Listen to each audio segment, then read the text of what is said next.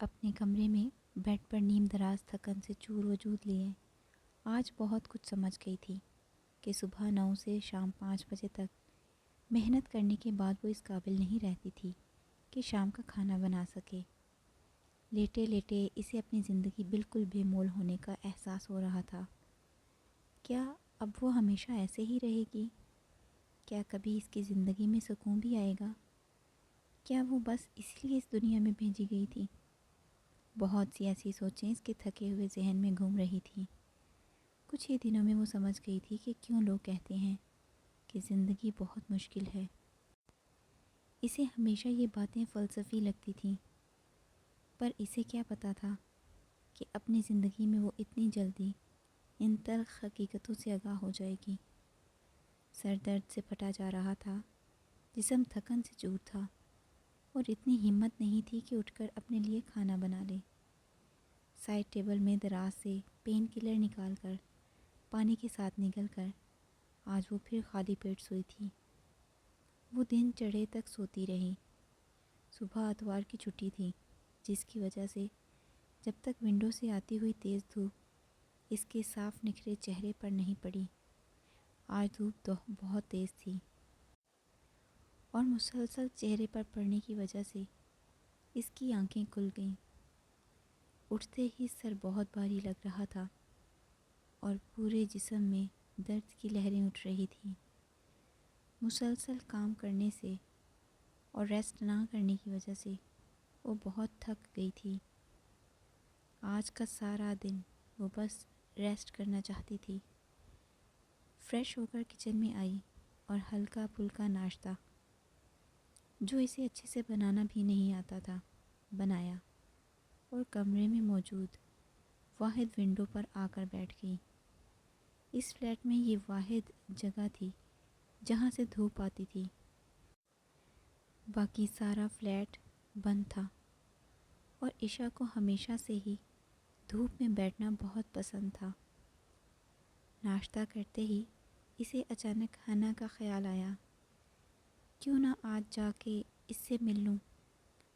کافی دن ہو گئے ہیں وہاں گئی ہی نہیں، اور سب کو بتا بھی دوں گی کہ میں بالکل ٹھیک ہوں۔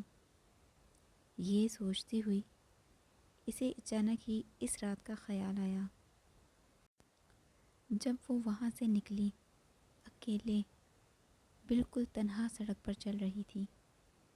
آنکھیں زور سے بند کرنے پر بھی وہ خیال اس کے ذہن سے نہیں گیا۔ سوچتے ہی اس کے جسم کے رونگٹے کھڑے ہو جاتے تھے۔ اپنے دماغ میں ایسی سوچوں کو جھٹکتے ہی اسے سلطان کا خیال آیا۔ کون ہے وہ شخص؟ اچانک ہی آتا ہے اور اچانک ہی غائب ہو جاتا ہے۔ نام بھی نہیں پوچھا میں نے۔ اب ضرور پوچھوں گی جب بھی ملا۔ اپنے آپ سے باتیں کرتی وہ کتنی ہی دیر دھوپ میں بیٹھی رہی۔ دھوپ کی کرنوں سے اس کا روپ اور نکھر گیا تھا۔ صاف شفاف چہرہ، نکھری رنگت، دھوپ کی وجہ سے اب رخسار گلابی ہو رہے تھے۔ لمبے بالوں کو کھلا وہ صرف گھر میں ہی چھوڑتی تھی، باہر ہمیشہ پونی ٹیل میں رہتی تھی۔ آج بھی اپنے لیے خوبصورت بالوں کو کمر پر گرائے وہ کسی سلطنت کی شہزادی سے کم نہیں لگ رہی تھی۔ پر فی الحال تو اس شہزادی کی قسمت میں صبح 9 سے 5 تک محنت کرنا لکھا تھا۔ وہ آرفن کیئر ہوم جانے کے لیے اٹھی، لیکن وجود نے ساتھ نہ دیا اور وہ جھولتی ہوئی وہیں بیٹھ گئی۔ کچھ سوچتے ہوئے وہ اپنا سیل فون پکڑ کر شفا آنٹی کا نمبر ملانے لگی۔ آنٹی نے تیسری بیل پر فون اٹھا لیا۔ مرحبا شفا آنٹی۔ عشا میری جان، تم کیسی ہو اور کہاں ہو؟ آنٹی میں ٹھیک ہوں اور سیف ہوں، آپ کو پریشان ہونے کی ضرورت نہیں۔ آپ اور حنا کیسی ہیں؟ ہم بالکل ٹھیک ہیں، حنا تمہیں بہت یاد کرتی ہے۔ عشا کو اس پر بہت پیار آیا۔ آنٹی میری اس سے بات کروا دیں۔ بیٹا ابھی سو رہی ہے، اسے رات سے بخار تھا، اسی لیے میڈیسن دے کر سلایا ہے۔ وہ اسے مکمل بات بتا رہی تھی۔ آنٹی آپ اس کا بہت خیال رکھیں، اور جب وہ اٹھے تو اسے ضرور بتا دینا کہ میں جلد ہی آؤں گی اس سے ملنے۔ عشا شفا آنٹی کو ہدایت دے رہی تھی۔ ٹھیک ہے میں بتا دوں گی، اور تم بھی اپنا بہت خیال رکھنا اور رابطہ کرتی رہنا۔ شفا آنٹی کو اس کی ہمیشہ سے ہی فکر رہتی تھی۔ جی آنٹی کہہ کر کچھ دیر باتیں کرنے کے بعد فون بند کر دیا۔ محل نما کمرے میں جہازی سائز بیڈ پر وہ سو رہا تھا، پر اس کی نیند ایسی نہیں تھی کہ بے خبر سوتا، بلکہ ایسی تھی کہ ایک پتا بھی گرتا تو وہ فوراً اٹھ بیٹھتا، کیونکہ ایسی بے خبر نیند اگر وہ سوتا تو پھر اس کی ڈیڈ باڈی ہی ملتی۔ الارم کی آواز سے ایک دم آنکھیں کھولتے ہوئے وہ دیوار پر لگی گھڑی پر ٹائم دیکھنے لگا، جو کہ صبح کے 10 بجا رہی تھی۔ آنکھیں مسلتے ہوئے وہ کمبل سائڈ پہ کرتا ہوا اٹھ بیٹھا اور چلتے ہوئے بالکنی میں آیا۔ تازہ ہوا اس کے چہرے کو چھوتی ہوئی گزر رہی تھی۔ بے ترتیبی سے پیشانی پر بکھرے پورے بال ہوا سے اتھل پتھل ہو رہے تھے، جنہیں وہ کبھی بھی سلجھانے کی کوشش نہیں کرتا تھا۔ آج بہت بڑا دن تھا، سلطان کی ایک اور فتح کا دن۔ وہ جانتا تھا کہ آج بھی فتح اسی کی ہوگی۔ ایک انداز سے آنکھیں بند کرتے ہوئے وہ بہت سی سوچوں کو ایک ساتھ ہی سوچ رہا تھا۔ سلطان کی ایک بات بے مثال تھی کہ وہ اپنے ہر دشمن کی کمزوری سے بخوبی واقف تھا۔ وہ جانتا تھا کہ کس کو کس طرح گرانا ہے، اور آج بھی وہ جانتا تھا کہ کیا کرنا ہے۔ وقت دھیرے دھیرے گزر رہا تھا۔ جو ہی شام نے اپنے پر پھیلائے، ہر طرف روشنیوں کا بسیرا بڑھ گیا۔ وہ اپنے مخصوص لباس زیب تن کیے، اپنے کوٹ کی جیبوں میں ہاتھ ڈالے، ایک بڑے سے کلب کے سامنے کھڑا تھا، جہاں ہر طرح کے لوگ آ جا رہے تھے۔ کچھ بیہودہ لباس زیب تن کیے ہوئے تھے تو کچھ پورا لباس پہنے ہوئے تھے۔ سلطان کا فیورٹ ہتھیار آج وہ اپنے ساتھ نہیں لا سکا تھا، کیونکہ کلب کے اندر یہ سب الاؤ نہیں تھا۔ وہ اپنی انٹری کروا کے اندر کی جانب بڑھ گیا۔ چلتے چلتے وہ ایک جگہ پہنچا جہاں بہت سے لڑکے اور لڑکیاں بیہودہ لباس پہنے نشے میں بے ہوش مدہوش جھول رہے تھے، ایک دوسرے سے باتیں کرتے شراب پینے میں مصروف تھے۔ کلب کی رنگ برنگی روشنیوں میں لوگوں کے چہرے عجیب سے لگ رہے تھے۔ وہ ایک سٹاپ پاس کے پاس آ کر رکا۔ جی سر آپ کیا لیں گے؟ سامنے کھڑے سوٹ سلیقے سے پہنے آدمی نے سوالیہ نظروں سے سلطان کی طرف دیکھا۔ نو تھینک یو کہتا ہوا وہ ایک سٹول پر بیٹھ گیا۔ اپنے سے کچھ فاصلے پر بیٹھے ہوئے ایک چہرہ ڈھکے شخص پر اس کی نظر پڑی تو نظروں سے اشارہ کرتے ہوئے اسے اپنی جانب متوجہ کیا۔ تب ہی سلطان کے موبائل پر بیپ ہوئی۔ The revolver and the knife are in the bathroom's shelf۔ ہادی کے میسج نے سلطان کو باخبر کیا۔ چارج۔ ایک اطلاع پر میسج ہادی کو فارورڈ کر کے سلطان نے موبائل اپنی جیب میں رکھ لیا۔ ہادی جو کچھ فاصلے پر بیٹھا تھا وہاں سے اٹھ کر اندر کی جانب چل دیا۔ یہاں پر اپنا پلان سر انجام دینے کے لیے بہت پلاننگ کی ضرورت تھی، پر ان دو نفوس کے لیے یہ بائیں ہاتھ کا کھیل تھا۔ سلطان اپنی سیٹ سے اٹھا ہی تھا کہ ایک ہاتھ اسے اپنے کندھے پر محسوس ہوا۔ ایک انتہائی بیہودہ لباس پہنے ایک ترکش نقوش والی لڑکی کھڑی تھی۔ Are you alone handsome? ایک نشے سے مدہوش آواز نے سلطان کے تن بدن میں آگ لگا دی۔ اس کا بس نہیں چل رہا تھا، ورنہ وہ اس لڑکی کو گردن سے دبوچ کر بتا دیتا کہ he is not alone, he have his anger with him. پر اپنے غصے کو قابو کرتا وہ اس کا ہاتھ جھٹک کر وہاں سے چلا گیا۔ چلتے ہوئے ایک فلور میں پہنچا جہاں پر ایک لائن میں کمرے بنے ہوئے تھے اور ایک سائڈ پر باتھ رومز تھے۔ وہ باتھ روم والے پورشن میں گھس گیا۔ ایک کے بعد دوسرے باتھ روم میں اسے اپنی مطلوبہ چیزیں مل گئیں۔ وہ ریوالور کو جوڑنے لگا اور اپنی پاکٹ میں رکھتا ہوا اپنے ہتھیار کی طرف متوجہ ہوا، جسے دیکھ کر اسے شیان پر ذرا بھی رحم نہیں آیا۔ اپنی جیب میں اپنا خوبصورت خنجر رکھتے ہوئے وہ پھر نکل گیا۔ اب وہ کمرے کے باہر کھڑا تھا، دروازہ کھول کر اندر بڑھا جہاں ہادی ایک 18 سال کے لڑکے کو اپنے ہاتھوں میں مضبوطی سے پکڑ کر کھڑا تھا۔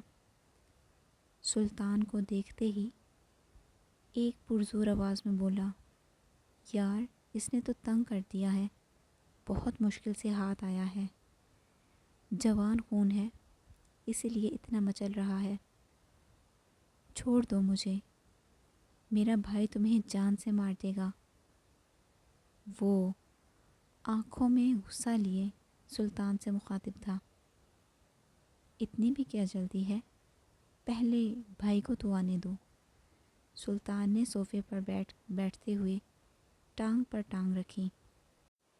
یار میں بور ہو رہا ہوں، جلدی بلاؤ نا اس کے بھائی کو۔ ہادی جو اب اسے پکڑے ہوئے بور ہو رہا تھا، آئی وانٹ سم انجوائمنٹ، ویسے بھی جب سے آیا ہوں میں کسی کو رو کر گڑ گڑا کر جان کی بھیک مانگتے نہیں دیکھا، آج تو شدت سے دل کر رہا ہے۔ ہادی اب اپنی بوریت کی وجہ بتا رہا تھا۔ سلطان نے ایک زوردار جھٹکے سے اس لڑکے کو گھٹنوں کے بل گرا دیا اور اپنی گرفت میں لیا۔ جب ہی دڑام سے دروازہ کھلا اور کچھ ہٹے کٹے آدمی اندر داخل ہوئے۔ لو آ گئی برات تمہاری بوریت دور کرنے، سلطان نے اندر آتے آدمیوں کو دیکھ کر ہادی سے بھرپور لہجے میں کہا۔ وہ جو منہ بنائے کھڑا تھا ایک دم خوشی سے چہک اٹھا، آؤ آؤ شیان صاحب، تمہارا ہی انتظار تھا۔ سلطان اپنے خنجر کی ایک نوک شیان کے چھوٹے بھائی کی گردن پر رکھے ہوئے شیان سے مخاطب ہوا، بھائی مجھے بچا لے۔ وہ چھوٹا لڑکا اب التجا کر رہا تھا، جسے دیکھ کر شیان خود پر قابو نہ کر سکا اور سلطان کی طرف بڑھا ہی تھا کہ ہادی نے اسے جکڑ لیا۔ اتنی بھی کیا جلدی ہے شیان صاحب، پہلے تھوڑا صبر تو کرو۔ سلطان جو پرسکون انداز میں بیٹھا تھا، اپنا خنجر مضبوط کرتا ہوا ایک خون کا قطرہ اس کی گردن پر چھوڑ گیا۔ سلطان پلیز اسے چھوڑ دو، وہ بے قصور ہے، شیان التجا کرنے کے انداز میں بولا۔ پہلے محب۔ سلطان کی آواز کے اختتام پر محب دروازے سے اندر داخل ہوا جو دو آدمیوں کی گرفت میں تھا۔ اسے چھوڑ دو۔ شیان کے کہنے پر محب کو چھوڑ دیا گیا۔ ہادی محب کو لے جاؤ، سلطان نے ایک سرد لہجے میں کہا۔ پر سلطان تم بات ابھی ہادی کے منہ میں ہی تھی کہ سلطان نے گھور کر اسے دیکھا، جس پر وہ مزید کچھ کہے بغیر محب کو ساتھ لے کر وہاں سے چلا گیا۔ شایان سمیت وہاں ہر شخص بت بنا کھڑا تھا۔ شایان کو سمجھ نہیں آ رہا تھا کہ آخر کس وقت انہوں نے شاہ میر کو پکڑ لیا تھا۔ وہ تو 24 گھنٹے اسے اپنے ساتھ ہی رکھتا تھا۔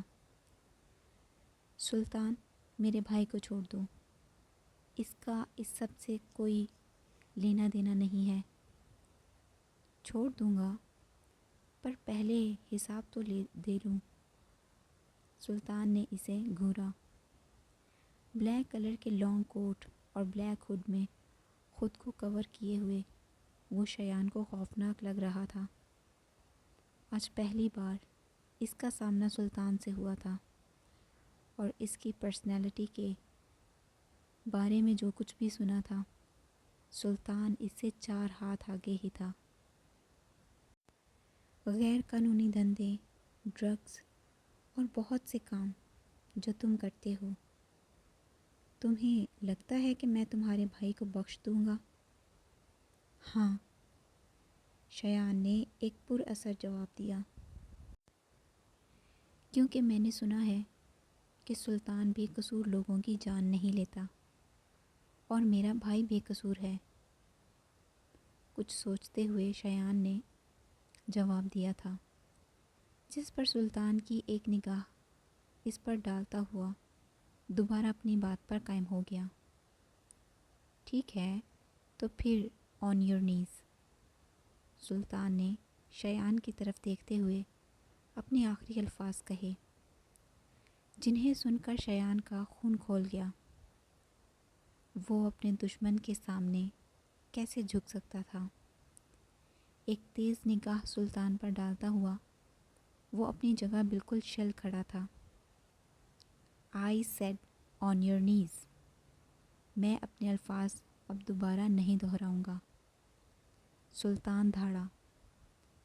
اپنے آدمیوں کے سامنے شایان کو اپنا آپ جھکانا ناممکن لگ رہا تھا۔ ایک شرم اور عزت، وہ مرتا کیا نہ کرتا۔ سلطان کے خنجر کی نوک تیز ہوئی تو خون کے چند قطرے شاہ میر کی گردن پر لہرا گئے، اور ایک چیخ اس کے منہ سے نکلی تھی کہ شایان گھٹنوں کے بل زمین پر بیٹھ گیا۔ پلیز میرے بھائی کو چھوڑ دو، کچھ لینا دینا نہیں۔ اب وہ التجائی انداز میں سلطان سے التجا کر رہا تھا۔ سلطان پلیز، اس سب ویری گڈ۔ سلطان نے ایک شیطانی مسکراہٹ اپنے لبوں پہ سجائی اور ایک جھٹکے سے شاہ میر کو لیے کمرے سے باہر نکل گیا۔ شایان کے آدمیوں نے اس کے پیچھے جانے کی کوشش کی، مگر شایان نے انہیں روک دیا، اور وہ دوڑ کر اپنے بھائی کے پاس آیا اور اس کی گردن پر زخم دیکھنے لگا۔ تم ٹھیک ہو نا؟ فکر مندی سے پوچھ رہا تھا۔ جی بھائی، میں ٹھیک ہوں۔ ایک نظر اس نے دروازے کی طرف بڑھائی، جہاں سے ابھی سلطان نکل کر گیا تھا۔ میں تمہارا یہ احسان کبھی نہیں بھولوں گا۔ شایان نے ایک تشکر بھری آہ بھری۔ سنا تھا تم بے قصوروں پر ظلم نہیں کرتے، پر آج دیکھ بھی لیا۔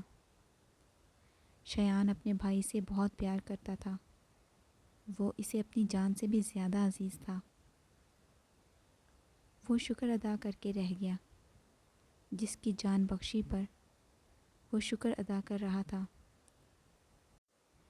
شاہ محل میں گاڑی جو ہی اندر داخل ہوئی، رحیم شاہ اپنے قدم تیز کرتا ہوا باہر کی جانب چل دیا۔ کار سے سلطان، پیچھے ہادی اور ساتھ میں محب کو دیکھ کر رحیم شاہ نے اپنی آنکھوں میں ایک چمک لیے سلطان کی طرف دیکھا۔ آؤ میرے شیر، مجھے یقین تھا۔ رحیم شاہ بڑھ کر سلطان کو گلے لگایا۔ اور محب کو کندھے پر تھپکی دی۔ ٹھیک ہونا برخوردار؟ جی حکم، کہتا ہوا محب بادب کھڑا ہو گیا۔ کچھ کیا تو نہیں تمہارے ساتھ؟ نہیں حکم، آپ کا آدمی ہوں، ہاتھ لگانے کی بھی جرت نہیں کر سکے وہ لوگ۔ رحیم شاہ نے سلطان اور ہادی سے مخاطب ہو کر ایک مسکراہٹ لیے دونوں کو دیکھا۔ آغا جان، ہمارے ہوتے ہوئے آپ کسی بھی چیز کی فکر نہ کیا کریں۔ سلطان نے ہمیشہ ہی رحیم شاہ کی ہر پریشانی چٹکیوں میں دور کیا تھا۔ سلطان کو بہت عجیب لگ رہا تھا۔ وہ ایسے جذبے کے بارے میں سوچ رہا تھا جس کے بارے میں وہ بے خبر تھا، جس کی گہرائی کو وہ نہیں جانتا تھا، تو بھلا کیسے نہ وہ حیران ہوتا۔ اس کی زندگی میں کوئی ایسا جذبہ کبھی پنپا ہی نہیں تھا جس کے لیے وہ اپنا سب کچھ تیاگ دے۔ اسے لگا تھا کہ محب کو لانا تھوڑا مشکل ہوگا، پر وہاں ہوئی آج کی کارروائی پر سلطان تھوڑا حیران تھا۔ اتنی آسانی سے شایان نے اپنے گھٹنے ٹیک دیے۔ وہ سوچوں میں الجھتا کروٹ بدل گیا۔